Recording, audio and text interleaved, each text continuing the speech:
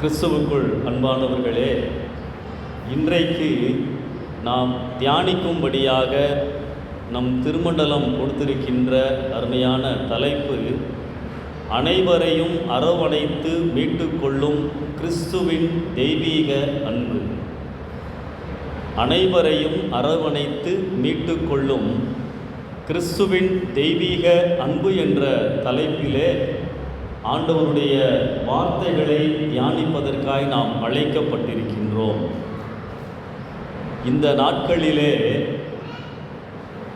நாம் எல்லோருமே எதிர்பார்க்கின்ற ஒரு காரியம், நான் மற்றவர்களால் நேசிக்கப்பட வேண்டும் என்பதுதான். மற்றவர்கள், என்னை சுற்றி இருப்பவர்கள் என்னை புரிந்து கொள்ள வேண்டும், என் தேவைகளை அறிந்து என்னை வழிநடத்த வேண்டும் என்பதுதான் நம் எல்லாருடைய எதிர்பார்ப்பாகவும் இருக்கின்றது. ஆண்டவர் எல்லோரையும் நேசிக்கின்றார். நாம் நன்றாக அதை அறிந்திருக்கின்றோம். தேவன், கடவுள், கிறிஸ்து அன்பு கூறுகிறார் என்று சொல்லவில்லை. தேவன் அன்பாகவே இருக்கிறார் என்றுதான் வேதம் சொல்லுகின்றது. 1 யோவான் 4:8 நாம் இதை பார்க்கின்றோம். அன்புதான் இந்த உலகத்தை ஆட்சி செய்கின்றது, ஆட்சி செய்ய வேண்டும். நானும் நீங்களும் நேசிக்கப்படத்தக்கவர்கள் என்பதால் ஆண்டவர் நம்மை நேசிக்கவில்லை. அவருடைய சுபாவமே அன்புதான் என்பதால் அவர் நம்மை எப்பொழுதும் நேசிக்கின்ற ஆண்டவராக இருக்கின்றார். கிறிஸ்துவின் அன்பு எங்கே நாம் பார்க்க முடியும்? கல்வாரி சிலுவையிலே நாம் பார்க்க முடியும். துரோகியாக, பாவியாக, அவருக்கு தூரமாக, கீழ்ப்படியாமல் இருந்த எனக்காக, என்னை மீட்டு கொள்வதற்காக, பாவ மன்னிப்பை, பாவத்திலிருந்து விடுதலை கொடுப்பதற்காக, நியாய தீர்ப்பு ஆக்கினையிலிருந்து என்னை பாதுகாப்பதற்காக அவர் சிலுவையிலே தம் அன்பை வெளிப்படுத்தினார். மரித்தார், பலியானார், இரத்தம் சிந்தினார், உயிர்த்தெழுந்தார். அன்பை அவர் நிரூபித்தார். அனைவரையும் அரவணைக்கின்ற அன்பை சிலுவையிலே தான் நாம் பார்க்க முடியும். அன்பானவர்களே, இந்த அன்பு எப்படிப்பட்டது? 3 தலைப்புகளை உங்கள் மத்தியிலே நான் பகிர்ந்து கொள்ள விரும்புகின்றேன். முதலாவது, கிறிஸ்துவின் அன்பு நிபந்தனையற்ற அன்பு. His love is unconditional love. உன்னை கொடு, என்னை தருவேன், உலகத்தின் அன்பு. நீ எப்படி இருந்தாலும் பரவாயில்லை, நான் உன்னை நேசிப்பதற்கு ஆயத்தம். கிறிஸ்துவின் அன்பு நிபந்தனை இல்லாத அன்பு. ரோமர் 5 6, 8, 10 வசனங்களிலே, நாம் பலனற்றவர்களாய் இருந்த பொழுது, நாம் பாவிகளாய் இருந்த பொழுது, நானும் நீங்களும் சத்துருக்களாய் இருந்த பொழுது, ஆண்டவர் சிலுவையிலே மரித்தார் என்று சொல்லி வேதம் சொல்லுகின்றது. அன்பை நிரூபித்தார் என்று சொல்லுகின்றது. உலகத்தின் அன்பிற்கும் கிறிஸ்துவின் அன்பிற்கும் உள்ள முக்கியமான வேறுபாடு இதுதான். நீ என்னை நேசித்தால் நான் உன்னை நேசிக்கிறேன், உலகம். நீ என்னை நேசிக்காவிட்டாலும், என்னை வெறுத்தாலும் நான் உன்னை நேசிப்பதற்கு ஆயத்தம். நிபந்தனையற்ற அன்பு.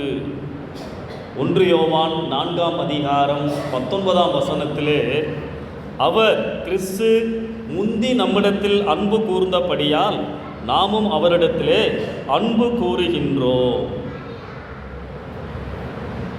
நிபந்தனை இல்லாமல் ஆண்டவர் என்னை நேசிக்கின்றார். இந்த அன்பை நான் என் வாழ்க்கையிலே அனுபவிக்கிறேனா? வேத பாடத்தில் வாசிக்க கேட்டோம் இல்லையா? யோனா புஸ்தகம் 4ஆம் அதிகாரத்தில் 11வது வசனத்தை யாராவது வாசிங்க.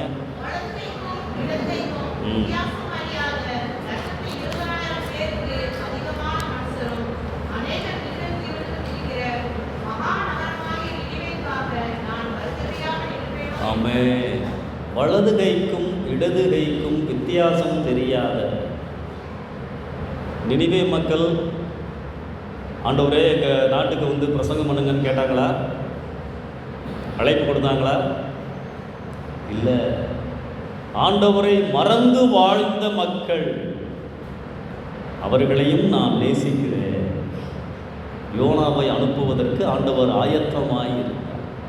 அதுதான் நிபந்தனையற்ற அன்பு. நீ என்னை யாரென்றே தெரியாமல் இருந்தாலும் வாழ்ந்து கொண்டிருந்தாலும் என்னுடைய அன்பு உன்னை தேடிக்கொண்டுதான் வருகின்றது. 1 யோவான் 4ஆம் அதிகாரம் 10வது வசனத்தில் அன்பான சீஷன் அழகாக எழுதுகிறார். நாம் தேவனிடத்தில் அன்பு கூர்ந்ததினால் அல்ல, அவர் நம்மிடத்தில் அன்பு கூர்ந்து நம்முடைய பாவத்தை நிவர்த்தி செய்கிற கிருபாதார பலியாக தம்முடைய குமாரனை அனுப்பினார். அன்பு அங்கேதான் உண்டாகிறது. அன்பானவர்களே, இந்த நிபந்தனையற்ற அன்பிலே நான் வாழ்கிறேனா? அதான் நீ இப்படி இருந்தால் உன்னை நேசிப்பேன். இதுதான் மனிதர்களுடைய எதிர்பார்க்கின்ற அன்பு.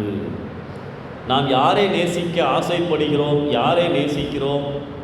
நமக்கு ஏற்றவர்களாக இருப்பவர்களை. Same wavelength. இவன் எனக்கு பொருத்தமானவன், இவரோடு நான் பழகுவதற்கு ஆயத்தம், சேருவதற்கு ஆயத்தம். இதுதான் உலகம். நமக்குள் ஒரு நிபந்தனையை நாம் வைத்திருக்கின்றோம். ஆனால் ஆண்டவர் என்ன சொல்லுகின்றார்? நான் உன்னை நேசிப்பதற்கு நான் எந்த விதமான தகுதிகளையும் நிபந்தனைகளையும் நான் வைக்கவில்லை. கிறிஸ்து அரவணைக்கின்ற அன்பு நிபந்தனை இல்லாதது என்பதை நாம் முதலாவது அறிந்து கொள்ள வேண்டும். ஒரு நடந்த நிகழ்வை நான் பகிர்ந்து கொள்ள விரும்புகிறேன். ஆபிரகாம் லிங்கன் அமெரிக்க நாட்டின் ஜனாதிபதியாக இருந்த பொழுது இராணுவத்திலே ஒரு சட்டம் இருந்தது. யாராவது ஒரு போர் வீரன் தவறு செய்துவிட்டால் கடிதம் எழுதி கொண்டு வந்து ஜனாதிபதியை சந்திக்க வேண்டும். அவர் அதை படித்து பார்த்து கையெழுத்து போட்டாதான் மறுபடியும் இராணுவத்திலே பணியாற்ற முடியும். அப்படி ஒரு சட்டம் இருந்துச்சு. ஒரு வாலிபன் ஏதோ ஒரு தவறு செய்து விட்டான். அவனுக்கு மேலே இருந்த அதிகாரிகள் ஜனாதிபதியிடம் அனுப்பிவிட்டார்கள். அப்படி ஜனாதிபதியிடத்திலே போகும்பொழுது அவனுடைய கடிதத்திலே இவனுடைய மேல் அதிகாரிகளில் யாராவது ஒருவர் அதை என்டாஸ் பண்ணி அவரும் ஒரு கையெழுத்தை போட்டிருக்க வேண்டும். அப்பொழுதுதான் ஜனாதிபதியும் ஒப்புதல் அளிப்பார். ஒரு சட்டம் இருந்தது. இந்த வாலிபன் கடிதத்தோடு சென்றான். ஆபிரகாம் லிங்கன் அந்த கடிதத்தை பார்த்தார். என்னப்பா, உனக்கு யாருமே என்டாஸ் பண்ணி சப்போர்ட் பண்ணி கடிதம் கையெழுத்து போடவில்லையா? அந்த வாலிபன் பரிதாபமாக சொன்னான், எனக்கு யாருமே இல்லை, எனக்கென்று யாருமே இல்லை. உடனே ஆபிரகாம் லிங்கன் சொன்னார், உனக்கு நான் இருக்கிறேன். அன்பு. ஒரு மனிதன் இன்னொரு மனிதனிடத்திலே இப்படிப்பட்ட அன்பை காண்பிக்க முடியும் என்று சொன்னார். நமக்காய் சிலுவையிலே மரித்த ஆண்டவருடைய அன்பு விலை உயர்ந்த அன்பு என்பதை நாம் அறிந்து கொள்ள வேண்டும். நிபந்தனையற்ற அன்பு. இரண்டாவது காரியம், தெரிந்த வசனம் யோவான் 3:16. தேவன் தம்முடைய ஒரே பேரான குமாரனை விசுவாசிக்கிறவன் எவனோ கெட்டு போகாமல் நித்திய ஜீவனை அடையும்படிக்கு அவரை தந்தருளி இவ்வளவாய் உலகத்திலே அன்பு கூர்ந்தார். கிறிஸ்துவின் அன்பு நிகரற்ற அன்பு, அன்கம்பேரபிள் லவ். ஆண்டவருடைய அன்பை மற்ற எந்த விதமான அன்புகளோடும் நாம் ஒப்பிட முடியாது. நிகரற்ற அன்பு, அன்கம்பேரபிள் லவ். நாம் பிழைப்பதற்காக, என்றென்றைக்கும் ஆண்டவரோடு வாழ்வதற்காக, பாவத்திலே இருந்து விடுதலை பெறுவதற்காக, நியாய தீர்ப்பிலே இருந்து காப்பாற்றப்படுவதற்காக ஆண்டவர் தெரிந்தெடுத்த ஒரே வழி தம்முடைய குமாரனை இந்த உலகிற்கு அனுப்பினார். இயேசு கிறிஸ்துவும் நம்மை அரவணைப்பதற்காக அந்த தெரிந்தெடுப்பை ஏற்றுக்கொண்டார். 2 தீமோத்தேயுல வாசியை கேட்டோம் இல்லையா? 1 தீமோத்தேயுல 2ஆம் அதிகாரம் 6ஆம் வசனத்தில் பாருங்க, எல்லாரையும் மீட்கும் அன்பு. அல்லேலூயா. எல்லாரையும், அதில் நானும் இருக்கிறேன், நீங்களும் இருக்கிறீர்கள். அன்பு கிரேக்க மொழியில 4 விதமான அன்புகள் உண்டு. சிலர் அதை அறிந்திருக்கலாம்.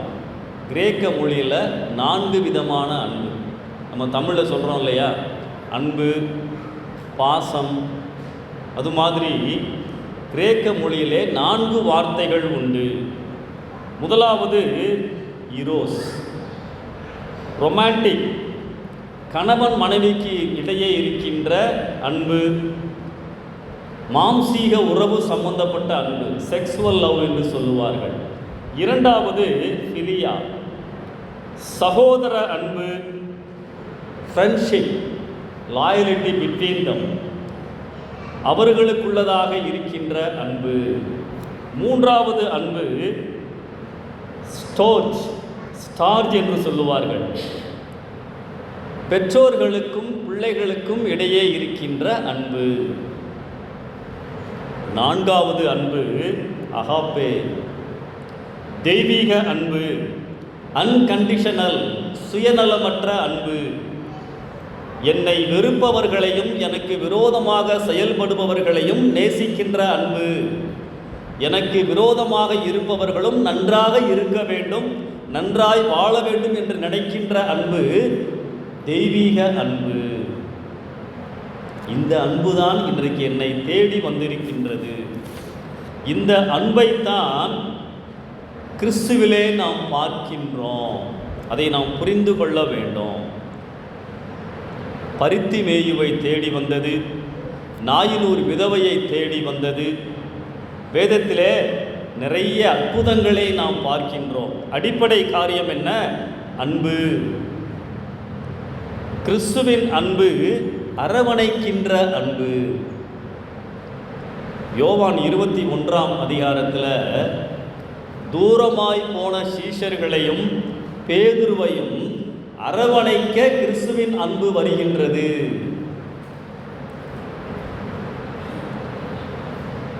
அந்த பகுதி நமக்கு நல்லா தெரியும் இல்லையா? இயேசு கிறிஸ்து பேதுருவினிடத்திலே பேசுகின்றார். நமக்கு தெரியும் எந்த நிலைமையில அப்போ பேதுரு இருந்தார் என்று சொல்லி. இயேசுவா எனக்கு தெரியாது.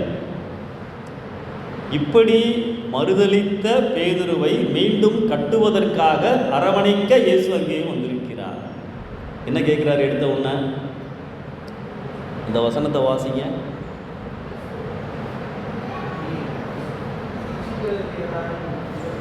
இல்லை இல்லைம்மா, யோவான் 21 அடுத்த பக்கத்தில் மேலேருந்து வாசிங்க.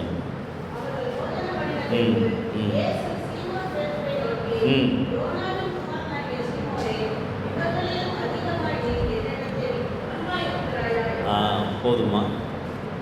நீங்கள் இந்த பகுதியை கவனிச்சிங்கன்னா ஆண்டவர் கடிந்து கொள்ளவில்லை. அவருடைய அன்பு நிகரற்றது. அன்பாய் இருக்கிறாயான்னு கேட்குறாரு. 2வது தடவையும் அன்பாய் இருக்கிறியான்னு கேட்குறாரு. 3வது தடவை எப்படி கேட்குறாரு? நேசிக்கிறாயா? ஏன் எப்படி போட்டிருக்கு? அன்புன்னே போட்டிருக்கலாம்ல. முதல் 2 முறை ஆண்டவர் கேட்கின்ற பொழுது தெய்வீக அன்பிற்குரிய வார்த்தையை பயன்படுத்துகிறார். பேதுருவே, நான் உன்னை நேசிப்பதைப் போல நீ என்னை நேசிக்கிறாயா? அகப்பே. பேதுரு தடுமாறுகிறார். எதிர்பார்த்த பதில் வரல, வார்த்தை வரல. மூன்றாவது முறை ஃபிலியா என்ற அன்பை ஆண்டவர் பயன்படுத்துகிறார். பேதுருனுடைய அளவிற்கு இறங்கி வந்து பேசுகிறார். நேசிக்கிறாயா? உடைக்கப்படுகின்றார். அன்பானவர்களே, ஆண்டவருடைய அன்பு நிகரற்ற அன்பு என்பதை நான் புரிந்து கொள்ள வேண்டும். இந்த உலகத்திலே வேறு யாரும் இந்த அன்பை எனக்கு கொடுக்க முடியாது. எத்தனை பேர் இந்த அன்பை அனுபவிக்கிறோம்? எத்தனை பேர் இந்த அன்பிற்கு அடிமையாயிருக்கிறோம், ஏற்றுக்கொண்டிருக்கிறோம்? லூக்கா 15ஆம் அதிகாரத்தில் 3 ஓமைகள். இளைய குமாரனுடைய ஓமை. நான் உங்களை எவ்வளவு நேசிக்கிறேன் என்பதை ஆண்டவர் காட்டுகின்ற ஓமை. அப்பா எனக்கு வேண்டாம், அப்பா பணம் மட்டும் வேணும். யோசிச்சு பாருங்க. இளைய குமாரன் செய்தது துரோகம், கீழ்ப்படியாமை, அன்பை உதறினான், மதிக்கவில்லை. இவ்வளவு காரியங்கள் நடந்திருக்கின்றது. ஆண்டவர் இந்த ஓமை எதற்காய் சொல்லுகிறார்? நானும் நீங்களும் ஆண்டவருடைய அன்பை சரியாய் புரிந்து கொள்ள வேண்டும். பன்றி குடிசையில் தான் ஞான உதயம் பிறக்குது. நான் எழுந்து, எங்கிருந்து எழுந்து? பாவத்திலிருந்து. சுய விருப்பம், சுய திட்டம், சுய நோக்கம் என்னை வாழ வைக்காது. ஒரு முடிவெடுக்கிறார் இளையகுமாரன். எங்கள் அப்பா வீட்டில் வேலைக்காரங்க கூட நல்லா சாப்பிட்றாங்களே, நான் ஒன்று செய்வேன், மறுபடியும் என் அப்பாங்களிடத்திலே போவேன். அநேக சமயங்களில் நம்ம நல்ல தீர்மானம்லாம் எடுக்கிறோம். ஆவியானவர் ஆலயத்திலே நம்மோடு பேசுகின்ற பொழுது நான் இப்படி வாழ்வேன் என்றெல்லாம் தீர்மானம் எடுக்கிறோம். இந்த கேட்டை தாண்டினவுடனே தீர்மானம் காணாம போயிடுது. என் தீர்மானங்கள் செயல்படுத்தப்பட வேண்டும். மனசில் யோசிக்கிறான், உடனே அதை அவன் செயல்படுத்துகிறான். இதைத்தான் ஆண்டவர் நம்முடைய வாழ்க்கையில எதிர்பார்க்கிறார். பரிசுத்த ஆவியானவர் தூண்டி விடுவார். ஆண்டவரே, நான் அதன்படி நடப்பதற்கு, திரும்புவதற்கு ஆயத்தம். பன்னி குடிசையிலேயே உட்காந்துட்டு இருந்தா, வேகமா போறான். அங்கதான் நிகரற்ற அன்பு அவனை சந்திக்கிறது. வீட்டுக்கு வந்து காலிங்குள்ள அடிச்சு அப்பா கூப்பிட்டான்னு போட்டிருக்கா. என்ன அருமையான ஒரு காட்சி பார்த்தீங்களா? அவன் தூரத்தில் வரும்போதே, அல்லேலூயா, நான் ஆண்டவரை மறந்தாலும் எப்பொழுது நீ மறுபடியும் ஆலயத்துக்கு வருவாய் என்று என்னை எதிர்பார்த்து கொண்டிருக்கின்ற ஆண்டவர் அன்பு தூரத்தில் வரும் பொழுதே ஓடி வந்து, அந்த காட்சியை கற்பனை பண்ணி பாருங்க. அன்பு துடிக்கும், அரவணைக்கும், கேள்வி கேட்காது. பக்கத்தில் வந்துட்டார் அப்பா, என்ன கேட்டிருக்கலாம்? எங்கடா சூட்கேஸு, பணம் எங்கடா? நான் இருக்கிறா. அவர் எங்கேருந்து வர்றாரு? தவிர பன்னி குடிசையிலேருந்து வர்றாரு. பாருங்க, அன்பு வெறுக்காது. நான் எப்படிப்பட்ட பாவியாக இருந்தாலும் கிறிஸ்துவின் அன்பு என்னை அரவணைக்கும். அதாங்க முக்கியம். கட்டி அணைத்து முத்தமிடுகின்ற அன்பு.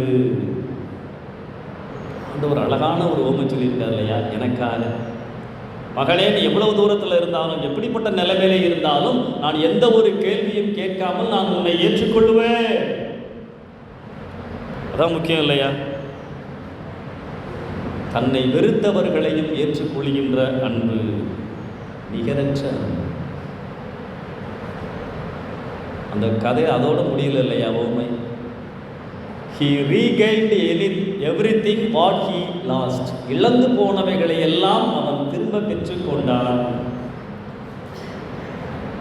மோதிரம் போட சொல்றாரு. என்ன அர்த்தம்? அவன் என்ன சொல்றான்?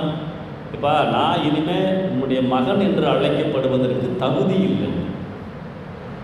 மோதிரம் கொடுத்து நீ இழந்த அந்த மகன் என்ற உரிமையை நான் உனக்கு கொடுக்கிறேன். வேலைக்காரனில் ஒருவனாய் என்னை வைத்துக் கொள்ளும். அடிமைகள் காலில் செருப்பு போட மாட்டாங்க, பாதரட்சைகளை அணிவித்தான். அப்போ மறுபடியும் நான் ஆண்டவரிடத்திலே வருகின்ற பொழுது அந்த அன்பு நான் இழந்தவைகளையும் எனக்கு மீட்டு கொடுக்கின்றது. அரவணைத்து மீட்டுக் கொள்ளுகின்ற கிறிஸ்துவின் அன்பு. அன்பானவர்களே, இந்த அன்பை நான் அனுபவிக்க வேண்டும். இந்த அன்பிலே நான் வாழ வேண்டும். நிபந்தனையற்ற அன்பு, நிகரற்ற அன்பு. மூன்றாவது காரியம், கிறிஸ்துவின் அன்பு நிலையானது. Unchangeable love. உலகம் மாறிக்கொண்டே இருக்கின்றது. என்னை சுற்றி இருப்பவர்கள் மாறிக்கொண்டே இருக்கிறார்கள். இயேசுவின் அன்பு அன்சேஞ்சபிள், நிலையானது, மாறாதது. அன்பானவர்களே, இன்றைக்கி உலகத்தின் தத்துவங்கள்லாம் மாறிக்கிட்டு இருக்கு, நடைமுறைகள்லாம் மாறிக்கிட்டு இருக்கு, லைஃப் ஸ்டைல் மாறிக்கிட்டு இருக்கு. நாங்கள் சின்ன பிள்ளையாக இருக்கும் பொழுது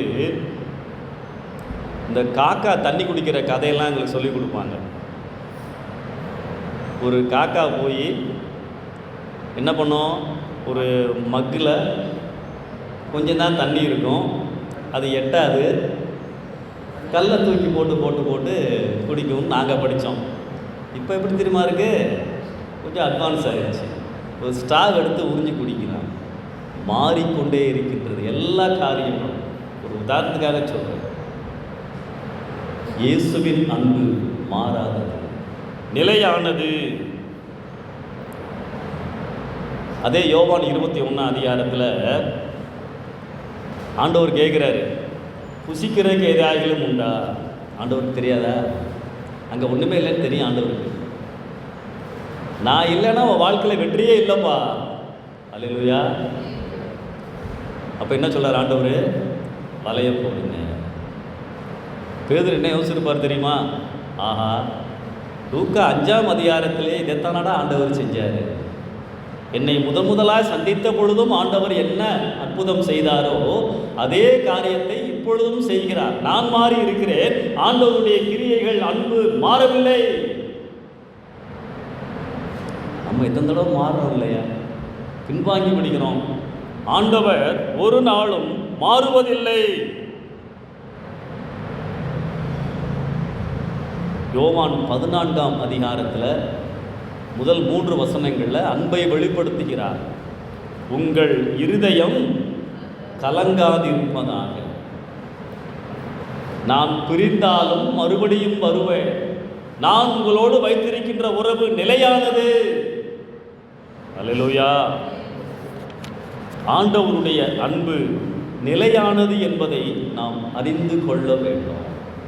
உலகம் மாறும், என்னோடு இருக்கிறவர்கள் மாறுவார்கள், ஆனால் ஆண்டவர் ஒரு நாளும் மாறுவதில்லை.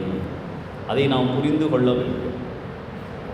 கிறிஸ்துவுக்குள் அன்பானவர்களே, 3 விதமான அன்பினால் ஆண்டவர் நம்மை நேசிக்கிறார் என்று நான் பகிர்ந்து கொண்டேன். அன்கண்டிஷனல் லவ், நிபந்தனையற்ற அன்பு. அன்கம்பேரபிள் லவ், நிகரற்ற அன்பு. அன்சேஞ்சபிள் லவ், நிலையான அன்பு. இந்த அன்பை பற்றி வாசிப்பதினால், கேட்பதினால் அன்பை முழுமையாய் அறிந்து கொள்ள முடியுமா? முடியாது. நாமாக அதை உணர்ந்து அனுபவிக்க வேண்டும். நமது உள்ளங்களில் அந்த அன்பை ஏற்றுக்கொள்ள வேண்டும், பெற்றுக்கொள்ள வேண்டும். அன்பானவர்களே, இன்றைக்கு அந்த அன்பு உங்களை தேடி வந்திருக்கு. அந்த அன்பிற்கு என்னை நான் அர்ப்பணிக்க வேண்டும். வேதம் முழுவதும் காணப்படுகின்ற காட்சி என்ன தெரியுமா? பழைய ஏற்பாடு முழுவதும் முழுவதும் நான் கையை நீட்டிக் கொண்டிருக்கிறேன். கண்ணீர் விடுகின்ற ஆண்டவர், எருசலேமே எருசலேமே, கோழி தன் குஞ்சுகளை அழைப்பதை போல உன்னை சேர்த்து கொள்ள ஆவலாயிருக்கிற. பழைய ஏற்பாட்டிலும் புதிய ஏற்பாட்டிலும் தேவனின் கதறல். என்கிட்ட வந்துட மாட்டீங்களா? என்னோடு இணைந்து கொள்ள மாட்டீர்களா? அந்த அன்பு நம்மை தேடி வந்திருக்கின்றது. நான் சிறு பிள்ளையாக இருந்த பொழுது கேள்விப்பட்ட ஒரு சம்பவத்தை உங்களோடு நான் பகிர்ந்து கொள்ள விரும்புகிறேன். மிகவும் பழைய சம்பவம் அது. 2 நண்பர்கள் இருந்தார்கள். ஒரு ஏழை, ஒரு பணக்காரர். ஒரு இடத்துல சீட்டு விளையாடி கொண்டிருந்தார்கள். சீட்டு விளையாடுவது, பணம் வைத்து விளையாடுவது சட்டப்படி குற்றம். திடீரென்று போலீஸ் வந்து அவர்களை பிடித்து கொண்டு சென்றது. ஜெயிலில் போட்டாங்க. 2 பேரும் ஜெயிலில் இருக்கிறாங்க. பணக்காரனுடைய தந்தை வேகமாக வந்தார், காரில் வந்தார். என் மகனை விடுதலை செய்யுங்க, ஃபைன் கட்டணும், 1000 ரூபாய் கட்டணும். 1000 ரூபாய் அவருக்கு ஒன்றும் பெருசு கிடையாது. பணத்தை கட்டிவிட்டு எளிதாக தன் மகனை அழைத்து சென்று விட்டார். ஏழை மகனுடைய தாய் அதை கேள்விப்பட்டார். பதறினார், ஓடி வந்தார். ஐயா, என் மகனை விடுதலை செய்யுங்கள், 1000 ரூபாய் ஃபைன் கட்டணும். அவள் சொன்னாள், ஐயா, எனக்கு ஒரு 15 நாட்கள் அவகாசம் கொடுங்க, எப்படியாவது நான் சம்பாதித்து விடுகிறேன். வெளியே வந்தார். அவளுக்கு வேறு யாரும் கிடையாது. பக்கத்திலே கட்டட வேலை நடந்து கொண்டிருந்தது. போய் கேட்டார், ஐயா, எனக்கு அவசரமாய் 1000 ரூபாய் தேவைப்படுகிறது, வேலை கொடுங்கள், நான் ஒழுங்காய் செய்கிறேன். அந்த மேஸ்திரி மேலே கீழையும் பார்த்தார். உங்களால் முடியுமா? முடியா, முடிந்த வரைக்கும் செய்கிறேன், இல்லை என்றால் அனுப்பிவிடுங்கள். கல்லையும் மண்ணையும் சுமந்து கொண்டிருந்தார். சிறைச்சாலையின் ஜன்னல் வழியாய் மகன் அதை பார்த்து கொண்டிருந்தார். தடுமாறி விழுகிறார், அடிபடுகிறது, ரத்தம் சிந்துகிறது. ஐயோ, என்னுடைய தவறுக்கா என் தாய் தண்டனை அனுபவிக்கிறார்களே. அன்பு. பணம் சேர்ந்தவுடன் ஓடி வருகிறார். அம்மா, வெளியே வருகிறார்கள், கட்டுப்பிடித்துக் கொள்கிறார்கள். அம்மா, எனக்காக நீங்கள் தண்டனையை ஏற்றுக்கொண்டீர்களே. கிறிஸ்து அதைத்தான் நமக்காய் உங்கள் ஒவ்வொருவருக்காகவும் செய்தார். நான் இருக்க வேண்டிய இடத்திலே அவர் இருந்தார். இன்றைக்கு நான் விடுதலையோடு இருக்கிறேன், பாவ மன்னிப்பு நிச்சயத்தோடு இருக்கிறேன். காரணம் என்ன? சிலுவையின் அன்பு. 2 நாள் கழித்து மகன் வெளியே வர்றான். அந்த பணக்கார நண்பன் மறுபடியும் அழைக்கிறான், வாடா விளையாட போகலாம். நான் வரமாட்டேன். நான் விடுதலை பெற்றதற்கு என் அம்மா கொடுத்த விலை கிரயம் அதிகம். அன்பானவர்களே, ஆண்டவருடைய அன்பு நம்மை யோசிக்க வைக்க வேண்டும். எத்தனை முறை நான் மறுபடியும் விழுந்து விடுகிறேன், பாவம் செய்கிறேன், இயேசுவை சிலுவையிலே நான் அறைகிறேன். யோசிச்சு பாருங்க. இயேசு எனக்காய் கொடுத்த விலை அதிகபட்சம். பாவ மன்னிப்பை கொடுத்திருக்கிறார், விடுதலையை கொடுத்திருக்கிறார், சமாதானத்தை கொடுத்திருக்கிறார், நல்ல ஒழுக்கமுள்ள வாழ்க்கையை கொடுத்திருக்கிறார். ஆண்டவரே, இதை தக்க வைத்துக் கொள்ள எனக்கு உதவி செய்யும். நீர் என்னை அரவணைத்து விட்டீர் ஆண்டவரே, உம்மை நான் பிடித்துக் கொள்ளுவேன், விடமாட்டேன். அதைத்தான் ஆண்டவர் நம்மிடத்திலே எதிர்பார்க்கின்றார். அன்பானவர்களே, இந்த அன்பு உங்களை தேடி வந்திருக்கின்றது, அரவணைக்க தேடி வந்திருக்கின்றது.